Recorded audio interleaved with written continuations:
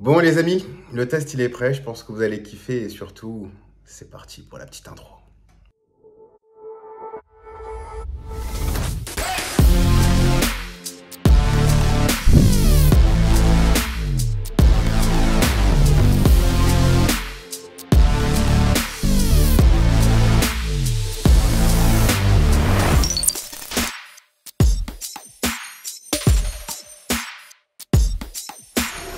Classe l'intro, pas vrai? Bah, si vous avez kiffé, je vous invite à vous abonner, à lâcher un gros pouce bleu et à lâcher un commentaire pour soutenir la chaîne, c'est gratuit.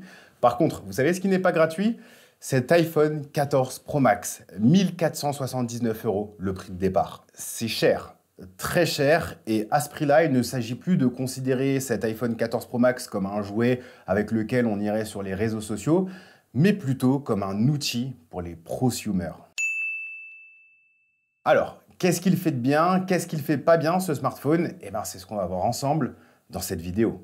iPhone 12 Pro, iPhone 13 Pro, iPhone 14 Pro, c'est le dernier iPhone du cycle de 3 ans qui a été instauré depuis l'iPhone 10. Donc, c'est pas un secret, cet iPhone 14 Pro Max, c'est le peaufinage d'une formule qu'on connaît déjà, mais qui apporte son lot de nouveautés. La plus visible, c'est Dynamic Island. Apple a opté pour un changement de design sur la face avant, pour supprimer l'encoche tout en gardant sa solution de reconnaissance faciale 3D sécurisée Face ID, Apple, comme d'autres avant lui, a décidé de l'intégrer dans une bulle, ou plutôt deux bulles. Deux bulles séparées par une frontière effacée de manière logicielle grâce aux propriétés de l'OLED qui permettent d'allumer et d'éteindre chaque pixel individuellement. C'est donc toute la zone entre et autour de ces bulles qui est éteinte en permanence pour ne faire qu'une seule grosse pilule. La pilule a du mal à passer.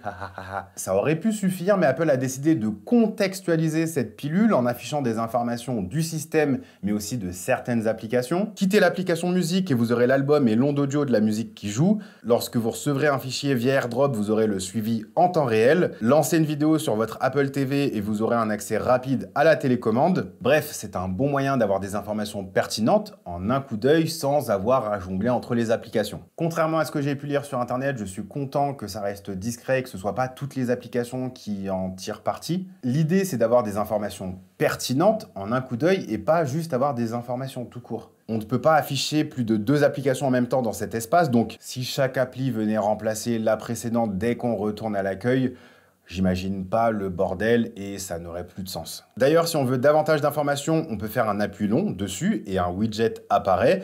Et si on veut retourner sur l'appli, il suffit de cliquer dessus directement. Ayant choisi l'iPhone 14 Pro Max en daily cette année, c'est un smartphone que j'utilise à deux mains, donc atteindre Dynamic Island, c'est pas un souci pour moi. Ceux qui veulent s'obstiner à utiliser des smartphones à plus de 6 pouces à une main, j'espère que vous avez une coque au cas où vous feriez tomber votre téléphone. J'en profite, 15% de réduction sur le site de Rhinoshield avec le code promo Proctor22, c'est jusqu'au 30 septembre.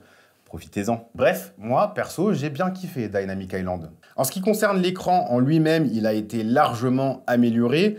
L'an dernier, l'écran montait jusqu'à 1000 nits, ce qui était suffisant pour une consultation en plein soleil. Mais là, on monte jusqu'à 2000 nits, ce qui est extrêmement lumineux et surtout ultra confortable. Attention par contre, une telle luminosité aura tendance à consommer pas mal de batterie et ça pourra même faire chauffer le téléphone lorsqu'il fait plutôt chaud à l'extérieur. Et là, iOS va baisser et bloquer la luminosité maximale pour refroidir le téléphone.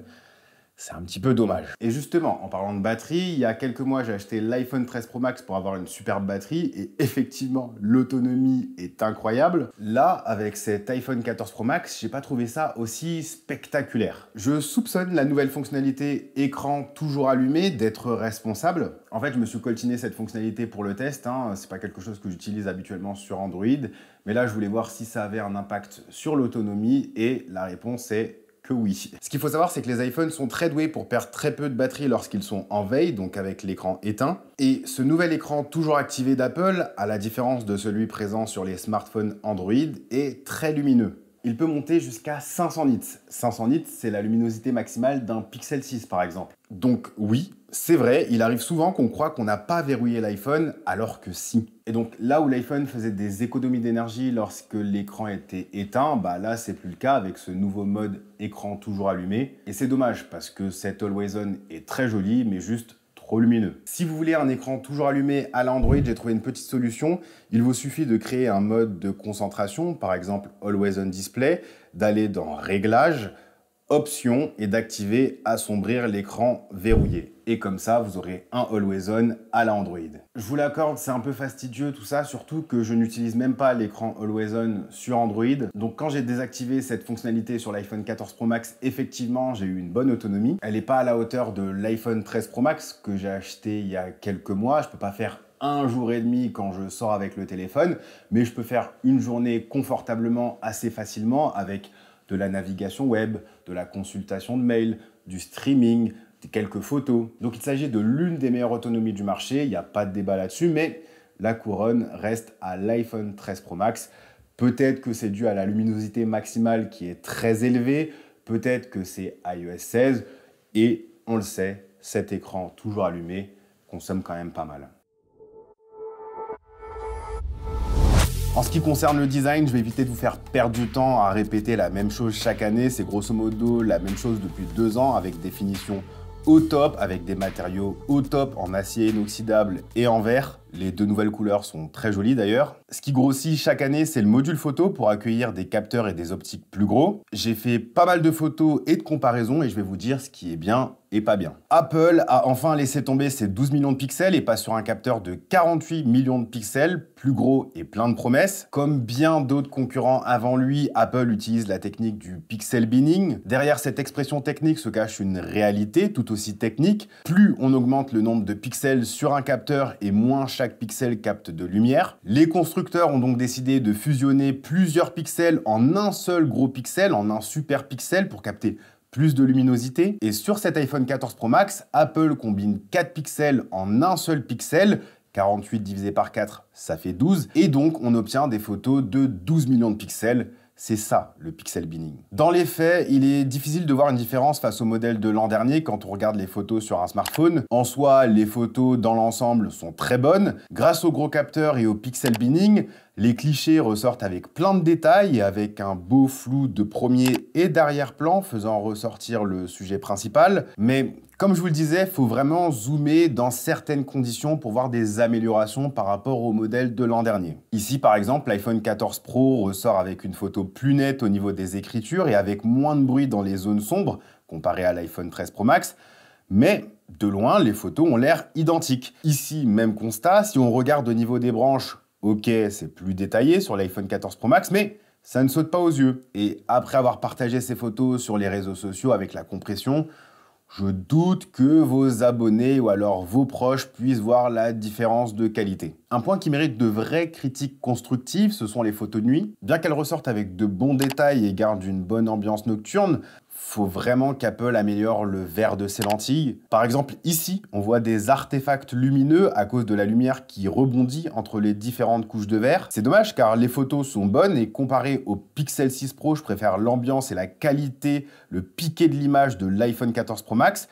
Mais quand on vient comparer par exemple au Galaxy S22 Ultra, là, il n'y a pas d'artefact dans le cliché et globalement, l'ambiance est similaire. Avec ce nouveau capteur 48 millions de pixels, vous pourrez aussi faire des photos en 48 millions de pixels. Enfin, ça sera du RAW. Les fichiers DNG qui ressortent sont quand même vachement lourds. C'est plus de 50 mégaoctets contre 2-3 mégaoctets quand on shoot en JPEG. Donc, ce mode Pro RAW s'adresse vraiment aux gens qui sont un petit peu expérimentés et qui veulent un petit peu plus de latitude, un petit peu plus de flexibilité pour des logiciels d'édition. Par contre, avec ce capteur 48 millions de pixels, on peut aussi faire du zoom x2 de qualité optique. Et effectivement, on voit une nette amélioration quand on compare les photos avec le zoom x2 numérique de l'iPhone 13 Pro ou même face à ses concurrents directs comme le Galaxy S22 Ultra et le Pixel 6 Pro. Regardez, ici au niveau de l'ampoule, la mise au point a été faite correctement et c'est beaucoup plus détaillé. Donc je pense que la technique de recadrer dans le milieu du capteur pour faire du zoom numérique de qualité va sans doute être prise par d'autres concurrents. On verra prochainement. J'aime aussi beaucoup le fait qu'Apple permette d'utiliser cette focale x2 pour faire du portrait. Peu de gens en parlent dans leurs tests, mais Apple a introduit le flou artificiel de premier plan dans son mode portrait pour simuler l'effet produit par les appareils photo dédiés. Et j'ai beaucoup aimé les résultats proposés cette année, même de nuit. C'est loin d'être parfait, mais dans certaines conditions, on peut être agréablement surpris. Après, il y a un peu moins à dire sur les autres focales. L'ultra grand angle, à la différence du zoom x3, a eu le droit à des améliorations avec un capteur plus grand et une mise au point améliorée. Je trouve que les photos en ultra grand angle de jour sont vraiment très bonnes avec beaucoup de détails et un champ de vision ultra large. Ça permettra de jouer avec les différentes perspectives ou alors prendre un grand groupe d'amis en photo. Le mode macro, lui aussi, bénéficie de ce gain de qualité. Il est meilleur que celui de ses concurrents avec beaucoup de détails quand on lui donne assez de lumière. Je trouve par contre qu'Apple perd face à ses concurrents en termes de dynamique. Les tons sombres sont plus bouchés et le ciel est souvent très cramé, là où il y a plus de maîtrise chez Google et Samsung. Ces problèmes de ciel complètement surexposés avec l'ultra grand angle n'ont toujours pas été réglés par Apple, et même si la qualité intrinsèque reste au-dessus de ses concurrents, notamment en termes de piqué, il est quasiment impossible de récupérer les données perdues dans ces zones trop exposées. Et puis la nuit, Apple a promis des améliorations jusqu'à 2 fois supérieures par rapport à l'iPhone 13 Pro. Honnêtement, c'est toujours pas ça comme chez tout le monde, donc cette focale est à éviter lorsque vous faites des photos de nuit, vraiment. La petite déception, c'est au niveau du zoom x3. C'est le même capteur, c'est la même optique et seul le traitement algorithmique Photonic Engine peut changer les résultats dans certains cas, mais honnêtement, après qu'Apple ait prouvé qu'on puisse faire du x2 numérique de très bonne qualité, je trouve ça vraiment dommage qu'il ne soit pas allé chercher du zoom x4, x5 en optique. Ça aurait été fun. Bref, pour faire écho à ce que je disais en début de vidéo, c'est pas un jouet amusant à utiliser, c'est pour le coup un bon outil pour créer du contenu. Et c'est une très bonne caméra dans son ensemble. En parlant de création de contenu, la vidéo sur iPhone est toujours aussi bonne. Apple a ajouté une plus grande ouverture et la mise au point automatique sur sa caméra selfie. Ils ont aussi amélioré la qualité du mode cinématique qui applique un flou en arrière-plan artificiel comme les caméras, et ce mode peut filmer maintenant en 4K jusqu'à 30 images par seconde. Et ils ont ajouté un nouveau mode action qui permet d'ultra stabiliser l'image. Par défaut, il active l'ultra grand angle, donc faites attention, la qualité est moins bonne que le grand angle. Mais si vous voulez voir la qualité vidéo de l'iPhone 14 Pro en conditions réelles, je vais faire plus que vous filmer des beaux plans en 4K, 30 ou 60 images par seconde.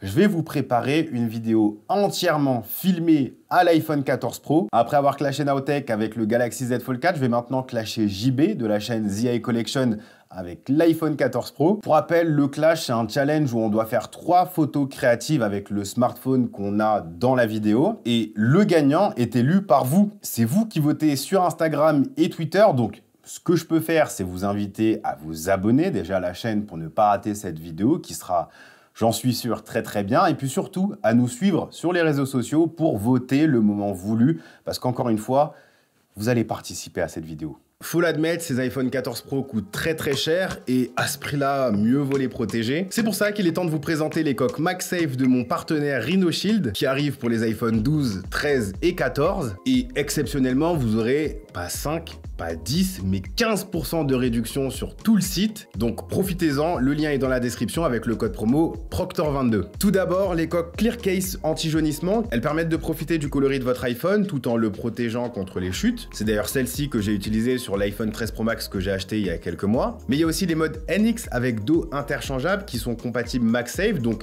vous pourrez personnaliser le cadre, les boutons, le dos tout en profitant des accessoires MagSafe que vous aurez achetés. Et en parlant d'accessoires MagSafe, RhinoShield a lancé le Grip Max, une poignée qui se colle au dos de votre iPhone pour vous donner une meilleure prise en main et éviter de faire tomber le téléphone.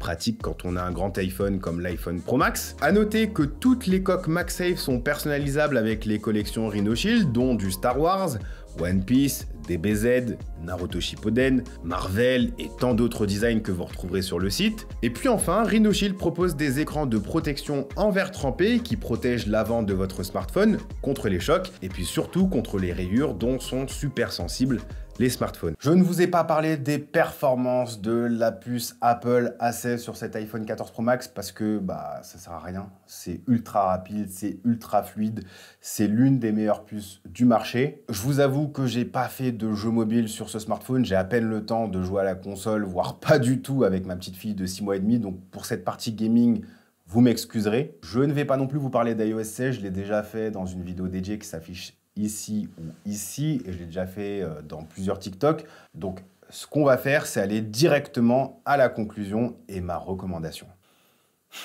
Ce qui est drôle en tech, c'est que soit on ne se jette pas sur le dernier smartphone qui apporte plein de nouveautés par prudence, parce qu'on a peur qu'il soit ultra buggé et il ne faut pas se jeter sur la première génération, ou soit on fait que de se plaindre parce que le dernier smartphone n'apporte pas assez de nouveautés et qu'il n'est juste qu'une amélioration du modèle précédent. En gros, il y aura toujours quelqu'un pour se plaindre. Et ben, moi, ce que je dis, c'est que cet iPhone 14 Pro Max est une très très bonne itération. Alors oui, faut être honnête, vous aurez la même expérience à 95% sur le modèle de l'an dernier, l'iPhone 13 Pro Max. Donc, si vous en avez déjà un, bah, attendez peut-être le modèle de l'année prochaine ou alors celui de encore après, si vous êtes trop prudent. Mais voilà, dans les faits, c'est un excellent smartphone, superbe écran, bonne autonomie, performance de haute volée, une caméra équilibrée, sans parler de la personnalisation d'iOS et de la longévité du produit. Je dirais que le point négatif de ce téléphone, c'est vraiment le prix qui a drastiquement augmenté